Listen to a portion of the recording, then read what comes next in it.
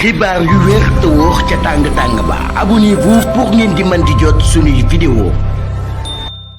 dal leen ak jàmm seen chaîne bi di Buzz 221 HD kii di Khalifa Sall di ak personnalité politique bu kenn dootu présenté ci réew mi di Sénégal di njiitalu parti politique bi ñu dippee taxawu Sénégal ginnaaw bañ génnee woon ci échéance électorale yi ñu daan amal ci élection législative anticipée yi ñu daan amal ci réewu Sénégal kookee dafay njëkkoon a daal di samp ak mouvement politique daal di koy dippee FDR waaye loolee ci échec la mujjee woon waaye nag li ni mel teewul benn yoon kii di Khalifa Sall daal di teggi tànkam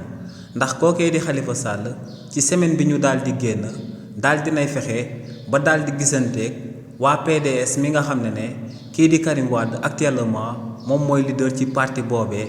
te amaloon nañ akub réunion ci biir siège u taxawu Sénégal te li ñu fa daan débattre moom mooy naka la ñuy daal di fexe ba opposition bi ci élection locale yi ñu ma daal di amal ci réewu Sénégal en 2026 ñooñee daal di fexe ba daal di ciy récolter le maximum de maires si li ni mel nag xamuñ carrément li nga xam ne moom la Khalifa Sall ak waa PDS daal di amal ay déggoo waaye lu leer ba am moom mooy que ne ñooñee dañoo bëgg daal di boole seen doole ngir daal di fexe ba jéem a contrer waa parti bi di Pastef di parti bi nga xam ne actuellement moom moo daal di nekk au pouvoir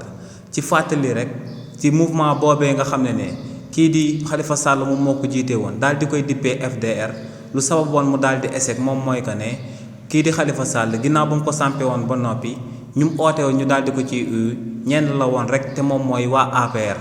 keneen la ci oote woon akub leader mu daal di ko ci uyu te du kenn ku dut Anta Babacar Ngom te kookee di Anta Babacar Ngom ginnaaw ba mu demee ba ci cappaandaw ga ci mouvement politique boobee dafa fas yéene woon daal di bet daaram daal di bàyyi mouvement politique boobee ñu dippee woon FDR te Khalifa Sall di ko jiite ci réew mi di Sénégal. xibaar yu wér te wóor ca tàng ba abonnez-vous pour ngeen di mën di jot suñuy vidéo.